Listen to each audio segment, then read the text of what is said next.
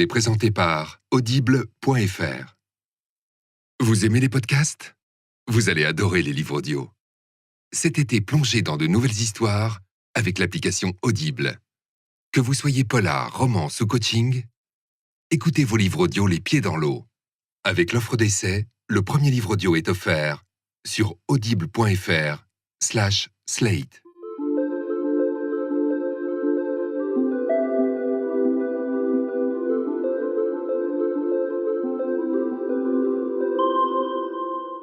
Scientifiquement, il n'existe rien de tel que la race Bride.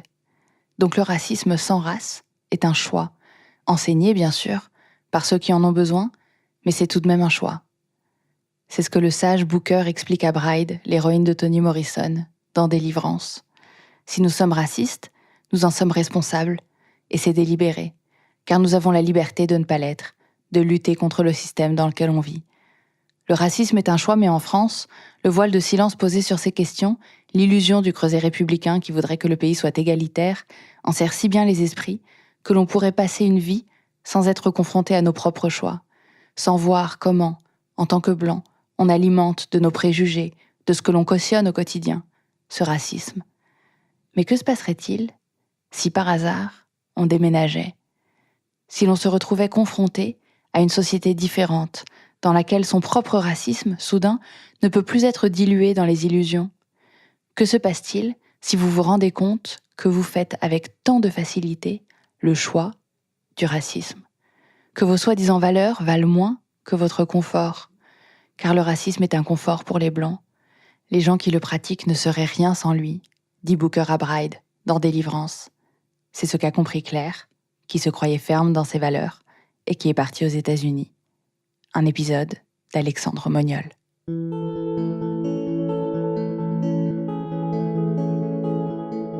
Alors, on est en 2010, début février, et c'est un moment où je me rends compte que je suis en première, je veux partir à l'étranger, et je décide de me renseigner pour partir de moi-même en échange.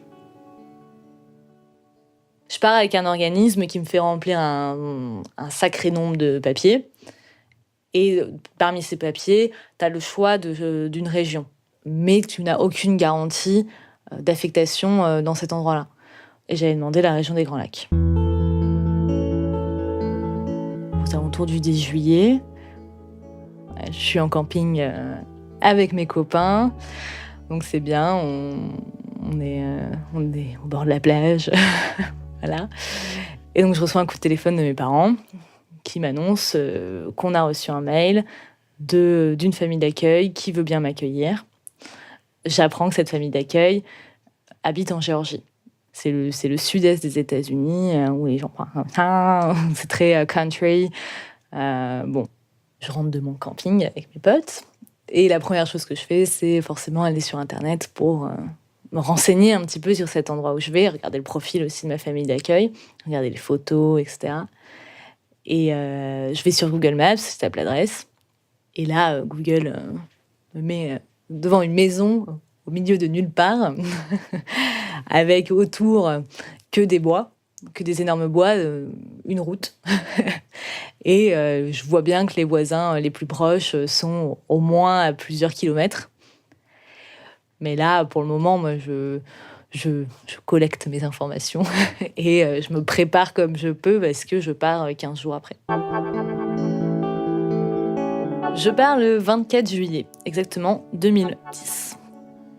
Donc je fais mes 9 heures de vol pour aller jusqu'à Atlanta. Arrivé à Atlanta, j'arrive à mon bagage et là je reconnais ma mère d'accueil, Dana, et celle qui sera ma camarade d'aventure, qui est finlandaise, qui s'appelle Eni et qui est aussi accueillie par la même famille.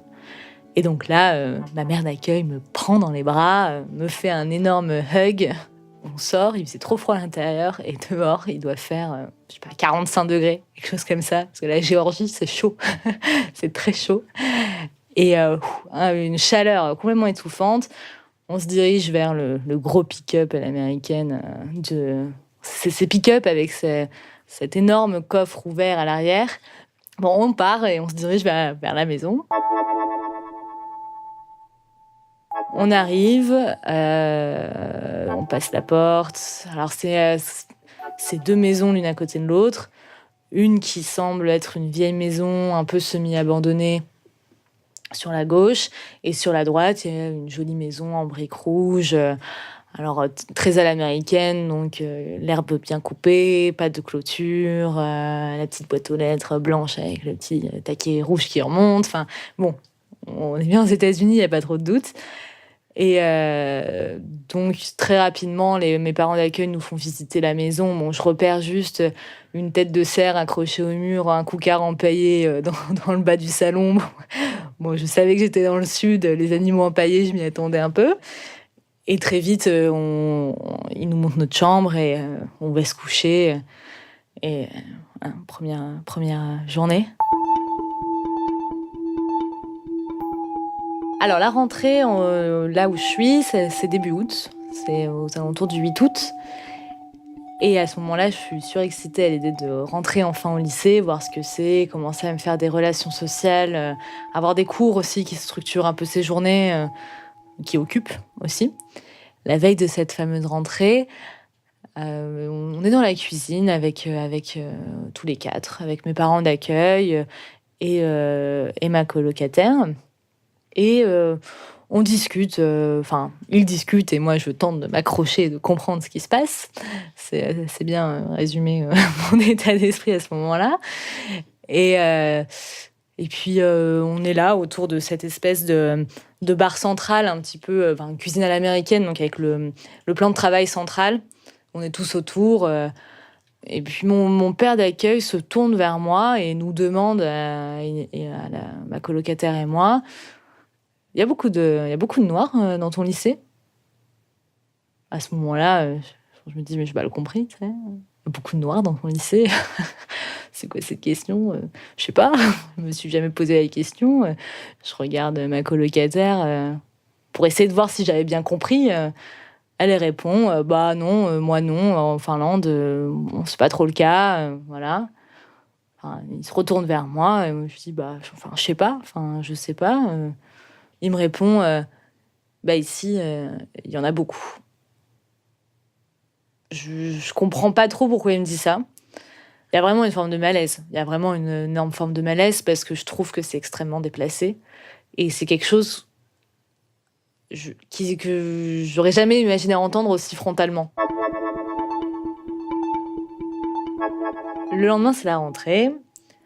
Et pour aller au lycée, on prend ce fameux bus jaune qu'on peut voir dans Les Simpsons et toute autre série américaine. Et je sors de mon allée, le bus jaune s'arrête, fait ses 2-3 coups de klaxon, etc. Je monte dans le bus, on monte dans le bus avec ma colocataire. Et au moment où j'arrive dans le bus, et je regarde autour de moi, et là, je me rends compte qu'effectivement, il n'y a que des noirs. Ce qui me choque sur le moment, c'est que je me rends compte déjà qu'il n'y a que des noirs, alors que je vais au lycée, que c'est mon premier jour de rentrée, je pourrais être stressée par 1000 autres trucs et même pas capter les gens autour de moi. Ça fait un peu écho avec ce que j'ai entendu la veille, malgré moi. Ça fait quand même écho. Tout le monde nous regarde. Alors, est-ce que c'est parce qu'on est blanche ? Je ne sais pas, mais en tout cas, on est nouvelle, c'est un petit village, donc tout le monde se connaît, donc tout le monde voit et tout. Enfin, on sait du coup qu'on est étrangère probablement. Il y a aussi cette curiosité-là. Et donc bon, on s'assoit à l'arrière, on avance dans le bus, on s'assoit à l'arrière et ensemble. Et puis personne ne vient nous parler, personne ne semble vouloir communiquer avec nous, mais en même temps, c'est normal, c'est un bus scolaire. C'est rare de communiquer avec tout le monde dans son bus. Et donc, on se dirige vers le lycée. Alors, dans ce bus, en étant marquée par la couleur de peau des gens autour de moi, ça me rappelle à ma propre couleur de peau. Et c'est vraiment à ce moment-là où je me rends compte que je suis blanche, en fait. Et tu te demandes pourquoi tu le remarques. Que ce soit aussi direct et inné, et puis comme si c'était un réflexe, ça monte dans mon cerveau de remarquer ça, ça me fait un peu peur, ça me fait vraiment peur. Je me dis quand même, tu devrais pas le remarquer en fait. Selon moi mes valeurs et selon mon imaginaire de ce que je suis à ce moment-là, je me dis tu devrais jamais remarquer que t'as pas la même couleur de peau des gens. Moi à cette époque-là, je m'imagine, moi dans mes valeurs, on est tous pareils, on est tous des êtres humains, on s'en fout de la couleur de peau, on s'en fout de notre origine sociale, etc. Et en fait, je le remarque. Mais ça me donne vraiment l'impression d'être juste mal à l'aise à cause de leur couleur. Sur le moment, j'ai l'impression d'être mal à l'aise à cause de leur couleur et de ma couleur. Et c'est un peu comme si je me trahissais moi-même parce que je me dis, tu devrais, selon tes idéaux, tu devrais même pas le remarquer. Une fois arrivée au lycée, il y a vraiment quelque chose qui me marque dès le début. C'est un petit lycée, c'est un lycée où il y a collège plus lycée, on est 500 élèves, quelque chose comme ça, pas plus. 250 noirs, 250 blancs. Bon, après, il y a quelques personnes d'origine mexicaine, quelques personnes asiatiques, mais vraiment, principalement, il y a des noirs et des blancs. Et c'est pareil, là, ça va stimuler un petit peu le côté du mon Dieu, pourquoi est-ce que tu le remarques alors que tu devrais pas le remarquer ? Parce que ça me fait vraiment bizarre. Et c'est bizarre, l'environnement est différent. Je me rends bien compte, dès le début, que même s'il y a moitié noir, même s'il y a moitié blanc, ils sont séparés dans leur action. Les noirs sont entre noirs quand ils discutent dans les couloirs, les blancs sont avec les blancs. Il n'y a pas un mélange qui ferait qu'on se sent forcément directement à l'aise et qu'on remarque rien. On est obligé de remarquer quelque chose. Et quand je vais manger mon repas de midi, là, c'est hallucinant, quoi. C'est hallucinant. Tous les noirs sont assis entre eux. Tous les blancs sont assis entre eux.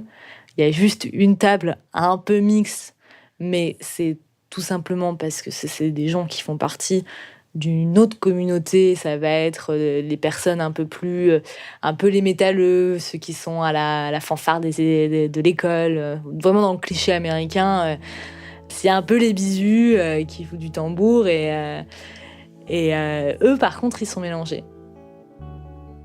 À aucun moment, je me verrai aller m'asseoir avec les noirs.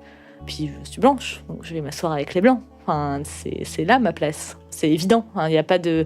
La question, en fait, c'est comme si elle pouvait même pas se poser. Donc je me rends pas compte de la force que ça a.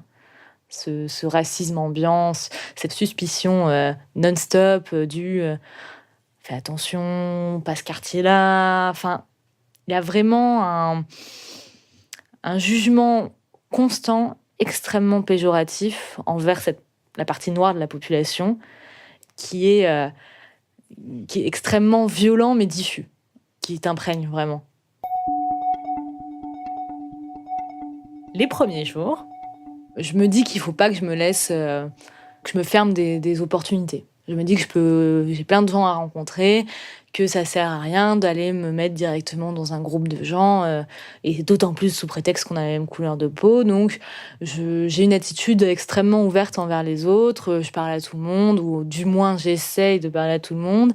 Je me fais quand même des copains parmi le groupe des Blancs qui sont très gentils, qui s'organisent pour nous emmener faire des choses pendant les week-ends, dont une copine qui s'appelle Stéphanie, et qui m'emmène le week-end faire du shopping. Et cette fameuse Stéphanie, qui est très bien intégrée dans l'administration, puisqu'elle travaille en parallèle à l'administration, me dit un jour, avec un espèce de sourire et petit rire, parle pas à ces gens-là, quoi, un peu. Parle pas à ces gens-là, ça sert à rien. Fais attention, quoi. Donc du coup, sur le moment, je me dis même pas, vas-y, je m'en fous, je fais ce que je veux. Je me dis même pas ça. Je me dis, ok, je me dis que ça va pas changer mon attitude, mais en fait, ça la change complètement. À partir de ce moment-là, je me montre moins ouverte envers la population noire du lycée, quoi. Je souris plus aux mêmes personnes. J'avais des voisins de casier qui sont noirs, mais maintenant, quand je vais à mon casier, je les regarde pas. Alors qu'avant, on saluait. Normal, c'était voisins de casier. Mais là, je les regarde plus. Et ça, au fur et à mesure des mois, ça s'installe, quoi. Genre, je traîne qu'avec mes potes qui sont blancs. Et ça me pose aucun problème. Et finalement, il y a tout qui pousse, tout qui va me pousser à agir justement de manière raciste.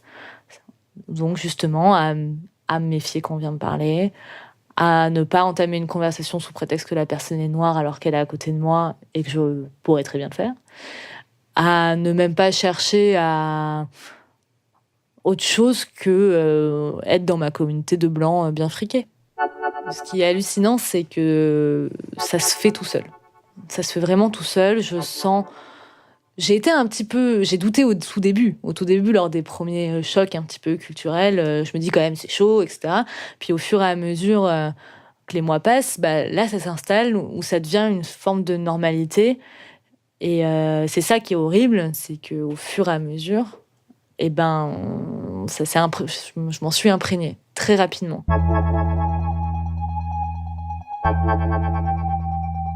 On est dans la deuxième partie de l'année et il y a ce fameux jour de la mort de Martin Luther King, qui est un jour férié aux États-Unis.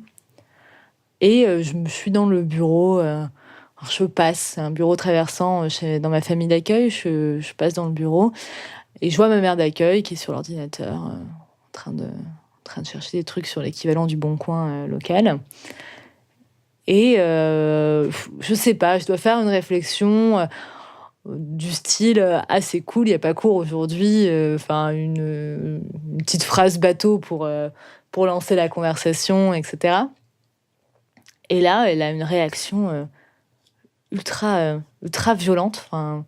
Elle semble un peu en colère, je sais pas pourquoi. Et elle se retourne vers moi et elle dit en riant à moitié d'un rire un peu cynique, un peu méchant, franchement, je comprends même pas pourquoi ce jour-là il est férié pour un type comme ça. Alors là, je suis complètement, je suis scotchée. Là, je dirais, je sais même pas quoi dire, je sais même pas quoi répondre, un truc pareil. Je la regarde, puis je la vois monter un peu dans ses grands chevaux. Vraiment, on sent que ça vient du cœur, quoi. Elle le pense vraiment, ce qu'elle vient de dire. Alors, ce qui est surprenant, c'est qu'à ce moment-là, je pense pas du tout à moi. Je me dis, ils sont racistes. Je me dis pas, moi, dans ma manière d'agir, je le suis aussi. Événement très important, forcément. Je suis en terminale aux États-Unis, le fameux bal de promo. Vers le mois de février. Le bal de promo, c'est début avril. On est au mois de février. Et là, tout le monde commence à choisir son partenaire. Donc, généralement, c'est les garçons qui proposent aux filles. Certains mettent les formes, d'autres, ça se fait très simplement, etc. On a un petit lycée, donc c'est un peu à l'amiable comment ça se produit. Et moi, je suis censée y aller avec un garçon que je fréquente, qui n'est plus au lycée, qui est à l'université, et qui m'avait proposé qu'on y aille ensemble, qui m'avait dit que ça lui ferait plaisir d'y retourner, etc. Finalement, il m'annonce qu'il ne peut pas, parce que ça coûte trop cher, etc. Et je me retrouve toute seule, sans cavalier. Ce qui n'est pas en soi un énorme problème, mais il fallait quand même que je me trouve un cavalier, c'est quand même cool de se retrouver tout seul. Et un jour, ça doit être assez vite dans la continuité, c'est dans la continuité, ouais. Quelques jours après ça, je suis en cours de maths, ma première heure de cours le matin. Je discute avec mes copines, je leur dis que finalement, je n'irai pas avec lui. Puis, je pense à ce copain, à ce pote qui est noir, qui est bien intégré par les Blancs parce que c'est le quarterback de l'équipe de foot. Un peu classiquement, il est populaire parce qu'il est sportif. Mais c'est pas leur ami, mais ils se parlent en cours, quoi. Et moi, je lui parle aussi. Et je m'entends bien avec lui. Et en fait, il m'avait raconté qu'il pouvait pas aller au bal de promo avec sa copine parce qu'elle était blanche et que lui, il était noir. Et le père de sa copine ne voulait pas qu'elle aille au bal de promo avec lui. Donc forcément, il en était assez affecté parce que c'est un petit peu violent, hein, ce genre d'annonce. Et je m'étais dit, pourquoi pas y aller avec lui ? Pourquoi pas y aller ensemble ? En soi, on se connaît, on s'entend bien, tout le monde le connaît, on n'a pas de partenaire, on pourrait y aller ensemble, comme ça tout le monde est content, quoi. Et donc, je dis ça à mes copines en cours. Et là, tout de suite, je suis trop surprise. Grand engouement. Oui, c'est génial. Jay, tu veux pas y aller avec Claire? Allez-y ensemble, machin. Énorme enthousiasme. Quelques dizaines de minutes après, le sujet se clôt un peu. Mais je vois ma copine Stéphanie qui se crispe un peu. Elle se crispe un peu, elle me regarde, l'air de dire on verra. T'emballes pas trop, il faut voir si ça peut se faire.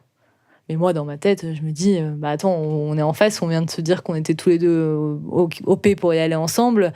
Enfin bon, mis à part s'il y en a un qui change d'avis, a priori c'est plutôt bon, quoi. Quelques jours après, elle revient me voir ce même cours de maths et elle me dit en fait ça va pas être possible, tu vas pas pouvoir y aller avec Jay. Et je la regarde, je me doute très bien pourquoi, mais je lui demande un peu naïvement mais pourquoi je vous comprends pas, pourquoi c'est pas possible? Et elle me dit parce que ici ça se fait pas, tu comprends. Elle me dit pas clairement ça se fait pas parce qu'il est noir et toi t'es blanche, mais elle me dit voilà, dans le sud ça se fait pas trop, ici ça se fait pas, machin. J'en ai parlé à l'administration, ils m'ont dit que quand même c'était un petit peu compliqué. Elle enrobe le truc dans du sucre en me disant que c'est pas possible. Moi sur le moment j'y crois pas trop. Je me dis qu'est-ce qu'ils vont aller me dire sortir comme argument pour pas que j'aille avec lui? S'ils me disent que c'est parce qu'il est noir, l'argument il va vite être cassé. Il y a un moment, c'est pas possible de formuler une chose pareille. Et donc là, j'apprends un petit peu le passé de la région. J'apprends notamment que le bal de promo de mon lycée a été non mixte, donc non mixte en entendant noir et blanc, jusqu'en 2007. Et là, on est en 2011. 4 ans après, à peine, quoi. Et pendant tout ce temps, il y avait 2 bals de promo. Le même jour, un pour les Noirs, un pour les Blancs. Donc j'apprends ça, puis tout le monde prend part à la conversation, tout le monde me raconte comment ça s'est passé à l'époque. Donc je sais pas trop comment, mais il y a dû avoir un collectif qui avait dû se monter, quelque chose comme ça, qui était venu militer pour que le bal de promo soit unique. Et ça avait fait quand même pas mal de tumulte dans la presse nationale notamment. Il y a un certain nombre de journalistes nationaux qui sont descendus en Géorgie devant le lycée pour interroger, pour questionner, etc. Les proviseurs, les professeurs, les élèves. Et ils me racontaient leurs anecdotes il y a un tel qui est sorti avec son pick-up, il a tiré au pistolet depuis son pick-up pour faire fuir les journalistes, ils ont eu trop peur, machin. En plus, du coup, ils en ont fait un film derrière, un film qui se passe pas en Géorgie, mais dans un état du Sud. Je me demande si c'est pas en Alabama ou quelque chose comme ça, pour reprendre cette histoire. Et moi, là, je me dis, mais où est-ce que je suis ?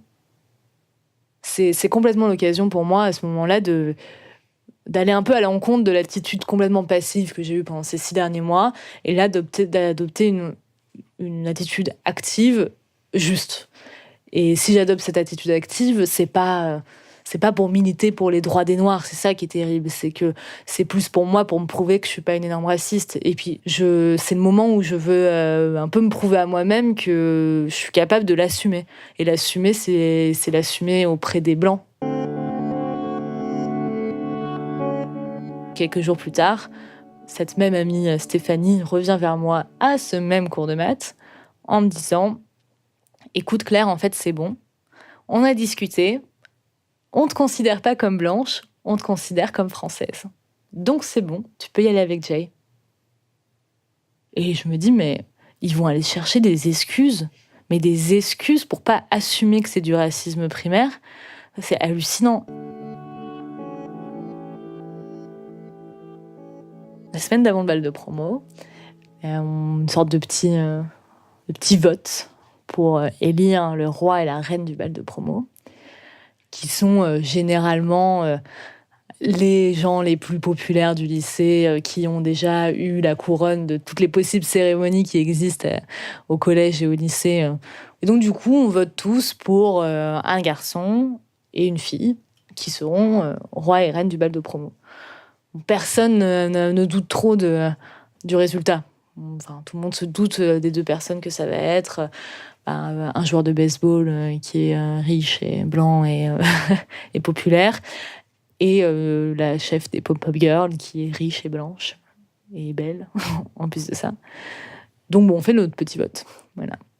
En fille, en y réfléchissant, je pense que je vote pour une de mes copines qui était très garçon manqué. Je l'adorais, donc je me suis dit, je vais voter pour elle. Enfin, voilà. Et je vote pour Jay, mon cavalier quand même. Pas voter pour un autre. On est le 7 avril, et donc c'est le jour du bal de promo. Alors le bal de promo, c'est une grande histoire. Donc déjà, c'est beaucoup d'organisation, puisqu'il faut aller chercher sa robe. C'est un peu comme un mariage. On a tout un bouquet dans les mains. Toutes les filles, elles vont chez le coiffeur dans la matinée. Elles se font faire les ongles. Enfin, c'est vraiment quelque chose de très important.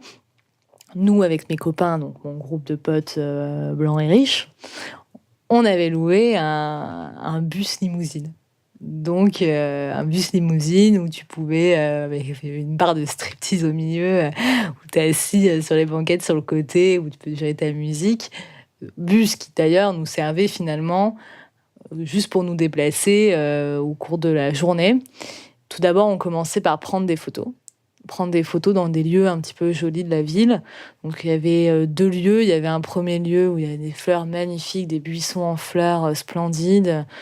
Donc là, on se retrouve tous entre copains. Moi, j'étais avec Jay, qui était un petit peu perdu quand même. Enfin, j'étais un peu mal à l'aise pour lui. Je me disais, purée, le pauvre, dans quoi je l'ai embarqué ? Il n'est pas avec ses potes, il est là avec toutes les petites minettes qui prennent des photos avec leurs cousines, leurs nièces, leurs machins. Enfin, ça dure, c'est interminable. Et mais bon, il me dit que tout va bien, qu'il n'y a pas de problème, qu'il est content. Enfin bon, donc je le crois sur parole et je profite de ma journée. Une fois qu'on a pris les photos, on se redirige vers le lycée. Et au lycée, nous attendent finalement à peu près la moitié du village, puisqu'il y a toute la famille de chaque personne, les copains qui sont dans les années inférieures, etc., qui nous font une sorte de haie d'honneur autour d'un tapis rouge qui nous amène dans le lycée. Nous, on se met derrière l'estrade dans l'amphithéâtre. Les familles s'installent dans l'amphithéâtre, etc. Et là, l'objectif, c'est de faire ce qu'on appelle the walk, où finalement chaque couple avance les uns après les autres, fait une petite pause devant tout le monde, chacun crie, enfin voilà, on se met un peu en scène en fait. Et donc voilà, après toute cette scène du walk, etc., on va s'asseoir et on attend le dépouillement du fameux roi et reine du bal de promo. Et donc, le proviseur appelle le roi, qui est forcément le mec auquel tout le monde s'attendait. Et là, le proviseur appelle le nom de la reine du bal de promo. Et là, il dit mon nom. Il dit Claire Pasquare. C'est avec un nom, avec un accent sur mon nom hallucinant. Tous mes potes se retournent vers moi. Je suis complètement choquée. Je me dis, mais attends, pourquoi pourquoi moi pourquoi. Donc bon, j'essaie déjà de comprendre ce qu'il faut que je fasse. Donc je me lève, je me dirige vers l'estrade. Je suis toute sourire forcément parce que j'ai à peine 18. Oui, je viens d'avoir 18 ans, donc je sais pas, c'est quand même le cliché, quoi. La petite Française, t'es aux États-Unis, tu te fais les reines du bal de promo. Je suis sûre, dans ma tête, je vais me dire, oh putain, quand je vais raconter ça à mes potes, c'est pas possible. C'est une expérience unique. C'est hallucinant. Du coup, en plus, je récupère ma petite couronne. Donc, on prend des photos avec le roi, avec le proviseur, on se fait applaudir, etc. Je suis surexcitée. Et je demande à mes potes, quoi. Mais c'est vous, vous avez voté pour moi, mais pourquoi est-ce que je suis élue ? Et ils se retournent tous, ils font moi non. Et puis un peu penaud, en mode, ils se regardent et ils me disent, ouais, on aurait pu y penser quand même. Ils étaient un peu gênés de me dire non, mais ils ont été honnêtes. Ils m'ont dit non, c'est pas nous, quoi. C'est pas nous. Ça fait quand même une bonne quinzaine de personnes au final, blanches. Donc je comprends pas. Je laisse un peu couler, on part à la soirée qui se déroule dans une pièce qui a été aménagée. Et je croise Jay qui est avec ses potes, donc je le rejoins, je discute avec lui, je dis bonjour aux gens, on danse un peu, etc. Puis au bout d'un moment, je lui dis mais Jay, pourquoi tu sais toi qui m'as élu. Mais franchement, quand je lui pose la question, je suis persuadée qu'il va me dire bah non, j'en suis persuadée. Et il me dit bah bien sûr. Je dis, bah c'est-à-dire moi j'ai voté pour toi et on a tous voté pour toi. Tous, ils me montrent, quoi, ses potes, quoi. Nous tous, quoi. Et en fait, je me rends compte que tous les Noirs ont voté pour moi. Il y a 4 ans, le bal de promo, il était séparé entre les Noirs et les Blancs. Et là, tous les Noirs, collectivement, ils se l'ont dit quand même, hein, ils se sont dit, ouais, on vote pour Claire. On votait pour moi parce que j'y allais avec Jay. Et le truc, c'est que ils auraient jamais voté pour moi si j'avais été allée avec un blanc. Et ils auraient jamais voté pour la partenaire de Jay si elle avait été noire. C'est une forme de résistance de pas voter pour la personne populaire blanche, mais de voter pour la personne qui va avec un noir. Et à travers ça, ils font passer un message de lutte. Et je suis un peu gênée. Je suis fière aussi, mais je suis un peu gênée parce que j'ai pas l'impression d'être parfaite non plus, d'avoir agi parfaitement durant cette année. C'est pas comme si j'avais fait des efforts et que je m'étais battue pour aller m'asseoir avec les Noirs à la cantine, ou que je m'étais pas révoltée pour certains trucs, ou que je m'étais pas vraiment ouvert auprès de tout le monde, peu importe la couleur de peau. J'ai pas agi d'une manière irréprochable. Je me suis vraiment je me suis fait peur, en fait, dans ces moments-là. Et ce qui me terrifie, c'est que je suis pas sûre que demain, dans le même contexte, ou dans un contexte similaire, je reproduirai pas les mêmes erreurs.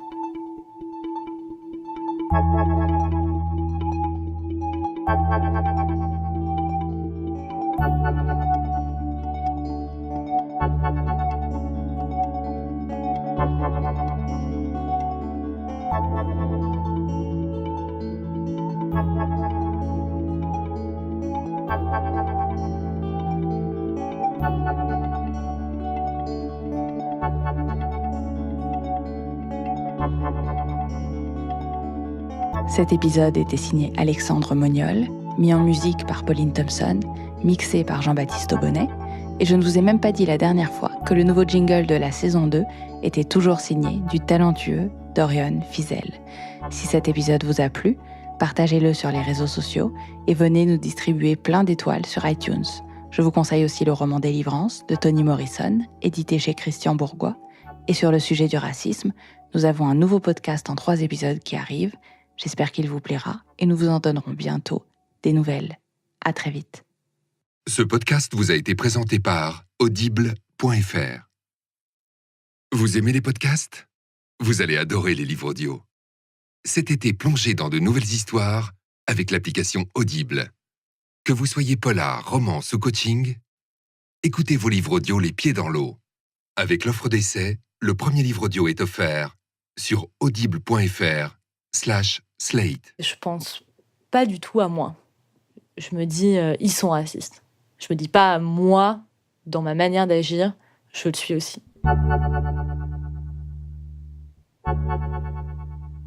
Événement très important, forcément. Je suis en terminale aux États-Unis, le fameux bal de promo.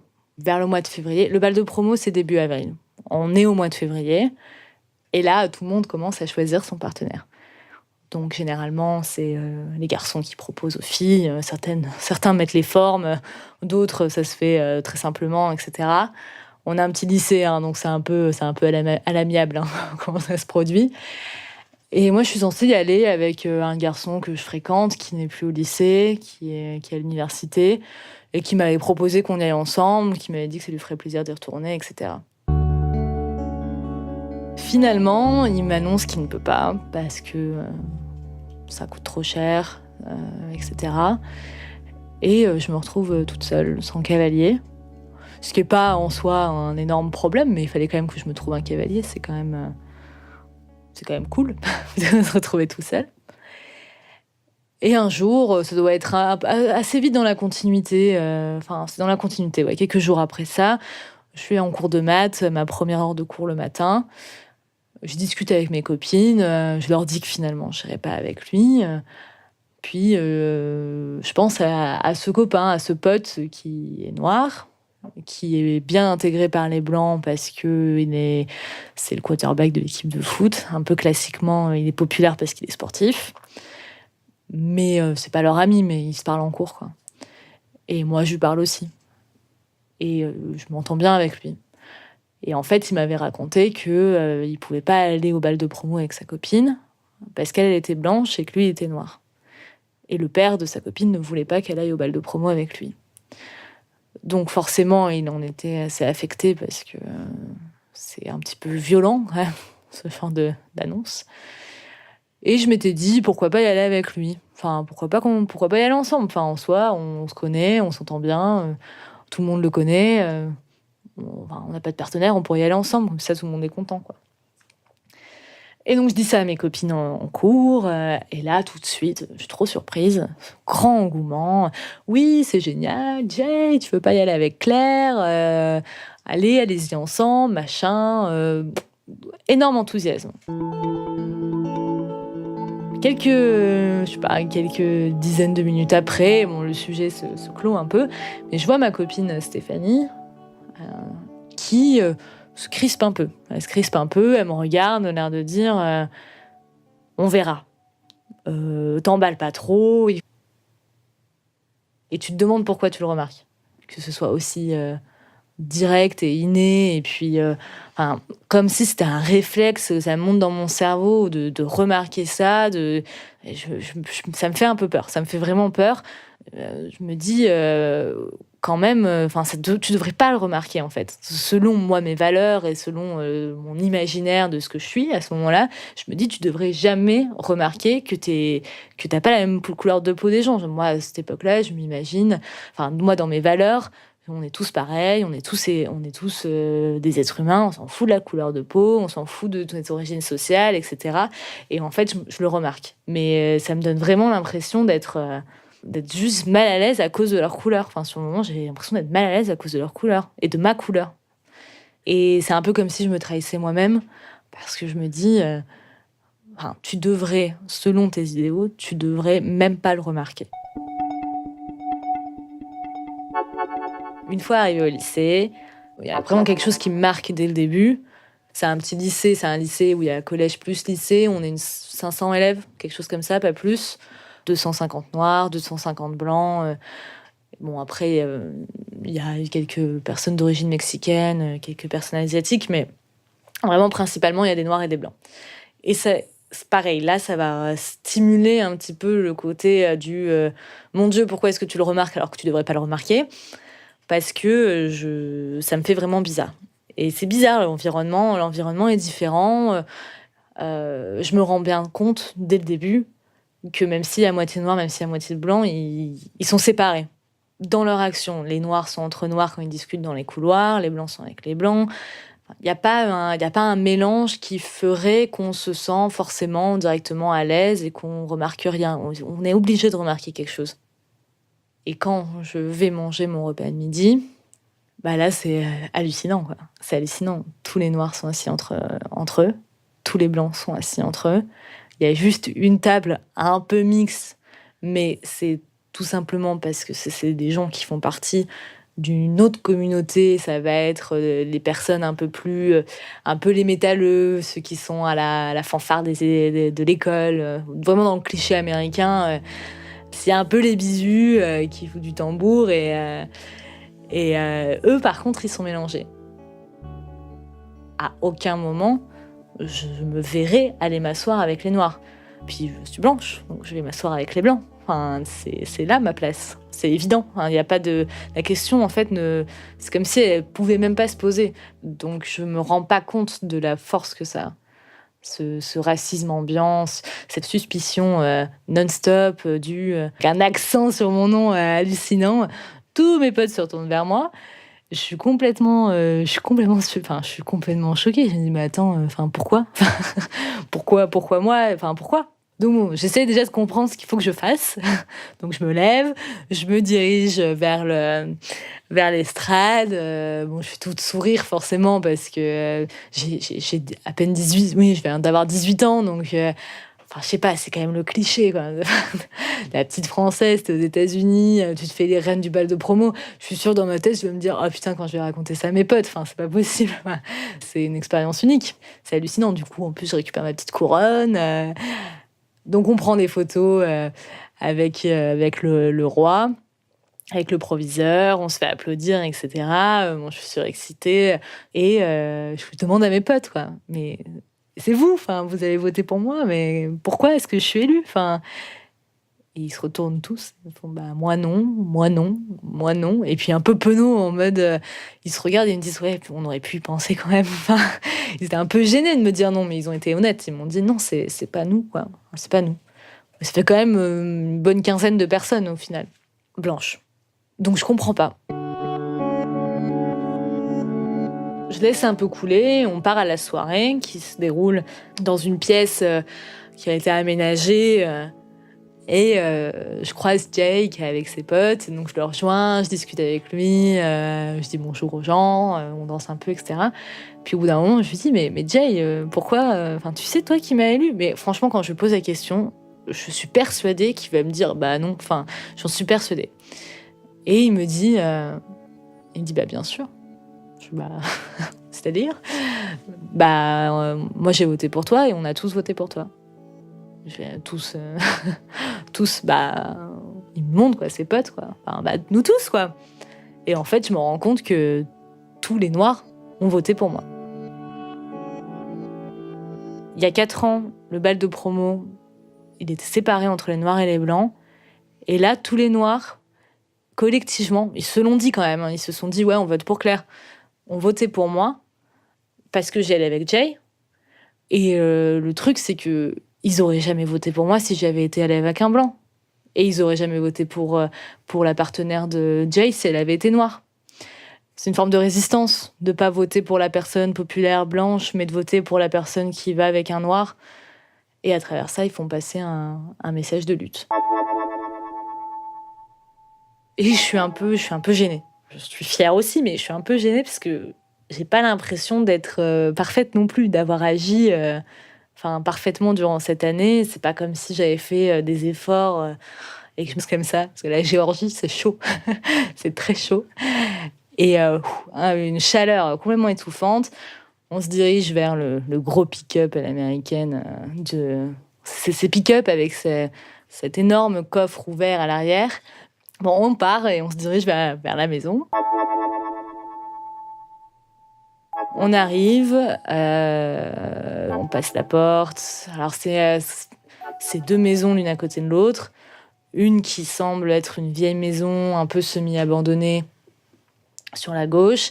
Et sur la droite, il y a une jolie maison en briques rouges. Alors, très à l'américaine, donc l'herbe bien coupée, pas de clôture, la petite boîte aux lettres blanche avec le petit taquet rouge qui remonte. Bon, on est bien aux États-Unis, il n'y a pas trop de doute.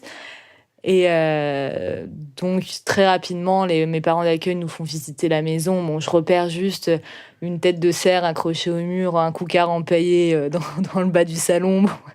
Bon, je savais que j'étais dans le sud, les animaux empaillés, je m'y attendais un peu.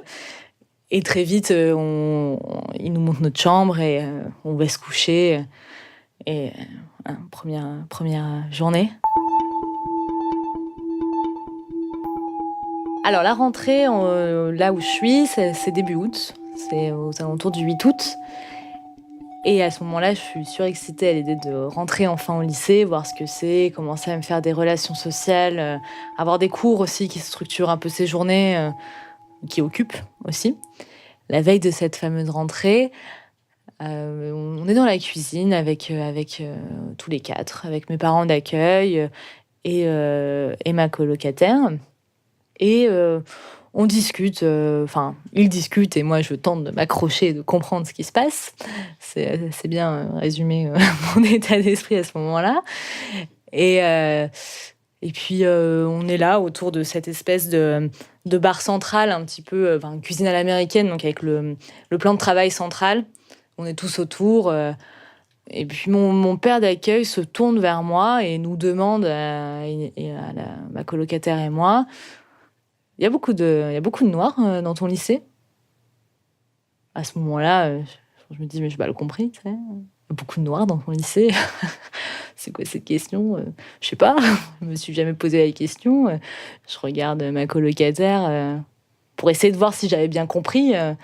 Elle répond, bah non, moi non, en Finlande, c'est pas trop le cas, voilà. Enfin, il se retourne vers moi, et moi, je dis, bah, je sais pas, je sais pas. Il me répond, bah ici, il y en a beaucoup. Je comprends pas trop pourquoi il me dit ça. Il y a vraiment une forme de malaise. La semaine d'avant le bal de promo, une sorte de petit vote pour élire le roi et la reine du bal de promo, qui sont généralement les gens les plus populaires du lycée, qui ont déjà eu la couronne de toutes les possibles cérémonies qui existent au collège et au lycée. Et donc, du coup, on vote tous pour un garçon et une fille qui seront roi et reine du bal de promo. Personne ne doute trop du résultat. Enfin, tout le monde se doute des deux personnes que ça va être. Un joueur de baseball qui est riche et blanc et, et populaire. Et la chef des pop-up girls qui est riche et blanche et belle, en plus de ça. Donc bon, on fait notre petit vote. Voilà. En fille, en y réfléchissant, je pense que je vote pour une de mes copines qui était très garçon manqué. Je l'adorais, donc je me suis dit, je vais voter pour elle. Enfin, voilà. Et je vote pour Jay, mon cavalier quand même. Pas voter pour un autre. On est le 7 avril, et donc c'est le jour du bal de promo. Alors le bal de promo, c'est une grande histoire. Donc déjà, c'est beaucoup d'organisation, puisqu'il faut aller chercher sa robe. C'est un peu comme un mariage. On a tout un bouquet dans les mains. Toutes les filles, elles vont chez le coiffeur dans la matinée. Elles se font faire les ongles. Enfin, c'est vraiment quelque chose de très important. Nous, avec mes copains, donc mon groupe de potes blancs et riches, on avait loué un bus limousine. Donc, un bus limousine où tu pouvais, avec une barre de striptease au milieu, où tu es assis sur les banquettes sur le côté, où tu peux gérer ta musique. Bus qui, d'ailleurs, nous servait finalement juste pour nous déplacer au cours de la journée. Tout d'abord, on commençait par prendre des photos. Prendre des photos dans des lieux un petit peu jolis de la ville. Donc, il y avait 2 lieux. Il y avait un premier lieu où il y avait des fleurs magnifiques, des buissons en fleurs splendides.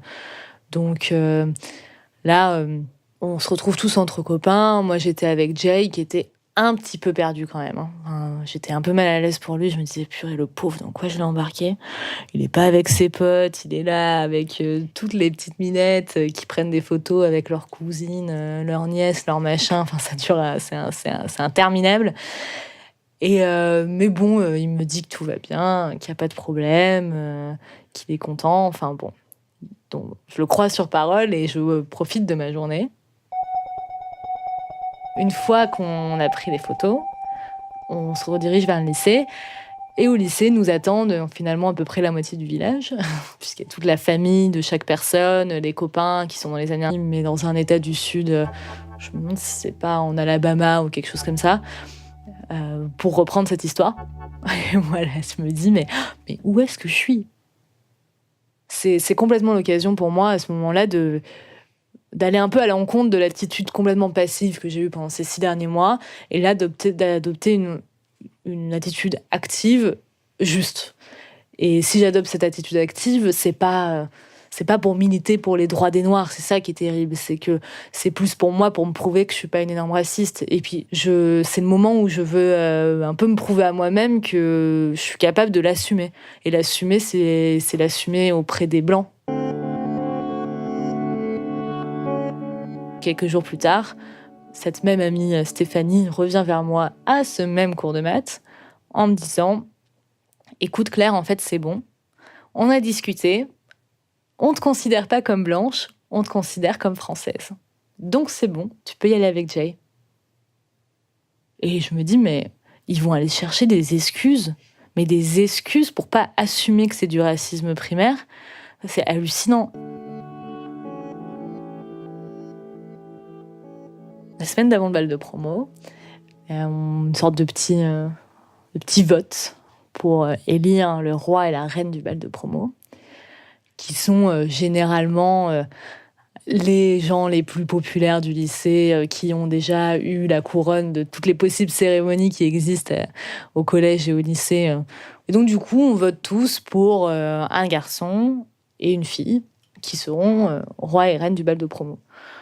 Personne ne doute trop du résultat. Enfin, tout le monde se doute des deux personnes que ça va être. Un joueur de baseball qui est riche et blanc et, et populaire, et la chef des pop-up girls qui est riche et blanche et belle, en plus de ça. Donc bon, on fait notre petit vote. Voilà. En fille, en y réfléchissant, je pense que je vote pour une de mes copines qui était très garçon manqué. Je l'adorais, donc je me suis dit, je vais voter pour elle. Enfin, voilà. Et je vote pour Jay, mon cavalier quand même. Pas voter pour un autre. On est le 7 avril, et donc c'est le jour du bal de promo. Alors le bal de promo, c'est une grande histoire. Donc déjà, c'est beaucoup d'organisation, puisqu'il faut aller chercher sa robe. C'est un peu comme un mariage. On a tout un bouquet dans les mains. Toutes les filles, elles vont chez le coiffeur dans la matinée. Elles se font faire les ongles.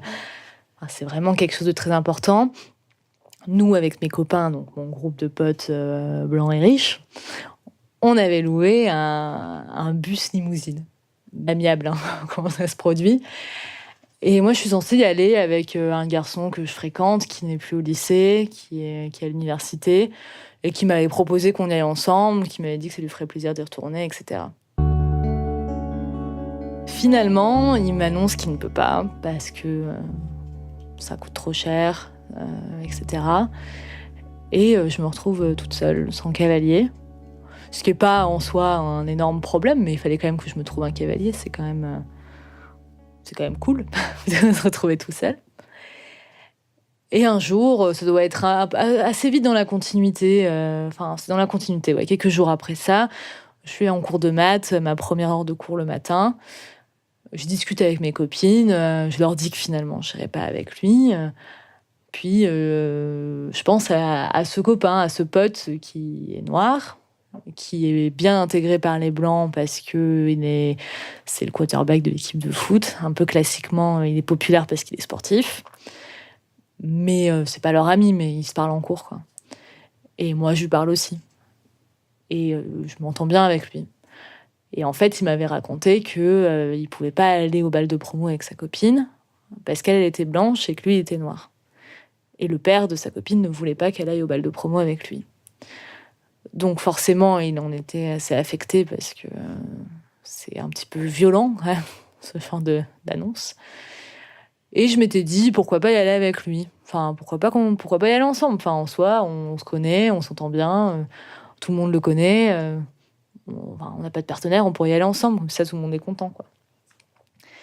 Et donc je dis ça à mes copines en cours, et là tout de suite, je suis trop surprise, grand engouement. Oui, c'est génial, Jay, tu veux pas y aller avec Claire ? Allez-y ensemble, machin. Énorme enthousiasme. Quelques dizaines de minutes après, le sujet se clôt un peu, mais je vois ma copine Stéphanie qui se crispe un peu. Elle se crispe un peu, elle me regarde, l'air de dire on verra.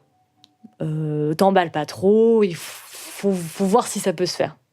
Mais moi, dans ma tête, je me dis attends, on est en face, on vient de se dire qu'on était tous les deux OP pour y aller ensemble. Enfin bon, mis à part s'il y en a un qui change d'avis, a priori c'est plutôt bon, quoi. Quelques jours après, elle revient me voir ce même cours de maths et elle me dit en fait ça va pas être possible, tu vas pas pouvoir y aller avec Jay. Et je la regarde, je me doute très bien pourquoi, mais je lui demande un peu naïvement mais pourquoi, je vous comprends pas, pourquoi c'est pas possible. Et elle m'a entendu la veille malgré moi, hein, ça fait quand même écho. Tout le monde nous regarde. Alors, est-ce que c'est parce qu'on est blanche ? Je ne sais pas, mais en tout cas, on est nouvelle, c'est un petit village, donc tout le monde se connaît, donc tout le monde voit et tout. Enfin, on sait du coup qu'on est étrangère probablement. Il y a aussi cette curiosité-là.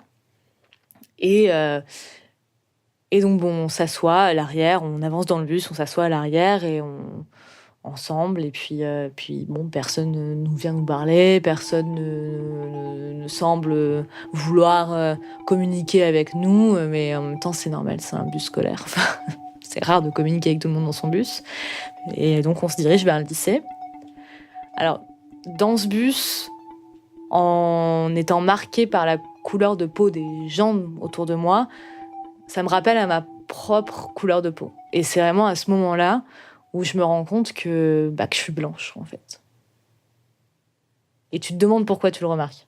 Que ce soit aussi direct et inné, et puis comme si c'était un réflexe, ça monte dans mon cerveau de remarquer ça. Ça me fait un peu peur, ça me fait vraiment peur. Je me dis quand même, tu devrais pas le remarquer en fait. Selon moi mes valeurs et selon mon imaginaire de ce que je suis à ce moment-là, je me dis tu devrais jamais remarquer que t'as pas la même couleur de peau des gens. Moi à cette époque-là, je m'imagine, moi dans mes valeurs. On est tous pareils, on est tous des êtres humains, on s'en fout de la couleur de peau, on s'en fout de notre origine sociale, etc. Et en fait, je le remarque. Mais ça me donne vraiment l'impression d'être juste mal à l'aise à cause de leur couleur. Enfin, sur le moment, j'ai l'impression d'être mal à l'aise à cause de leur couleur et de ma couleur. Et c'est un peu comme si je me trahissais moi-même, parce que je me dis, tu devrais, selon tes idéaux, tu devrais même pas le remarquer. Une fois arrivée au lycée, il y a vraiment quelque chose qui me marque dès le début. C'est un petit lycée, c'est un lycée où il y a collège plus lycée, on est 500 élèves, quelque chose comme ça, pas plus. 250 noirs, 250 blancs. Bon, après, il y a quelques personnes d'origine mexicaine, quelques personnes asiatiques, mais vraiment, principalement, il y a des noirs et des blancs. Et c'est pareil, là, ça va stimuler un petit peu le côté mon Dieu, pourquoi est-ce que tu le remarques alors que tu devrais pas le remarquer ? Parce que ça me fait vraiment bizarre. Et c'est bizarre, l'environnement est différent. Je me rends bien compte, dès le début, que même s'il y a moitié noir, même s'il y a moitié blanc, ils sont séparés dans leur action. Les noirs sont entre noirs quand ils discutent dans les couloirs, les blancs sont avec les blancs. Il n'y a pas un mélange qui ferait qu'on se sent forcément directement à l'aise et qu'on remarque rien. On est obligé de remarquer quelque chose. Et quand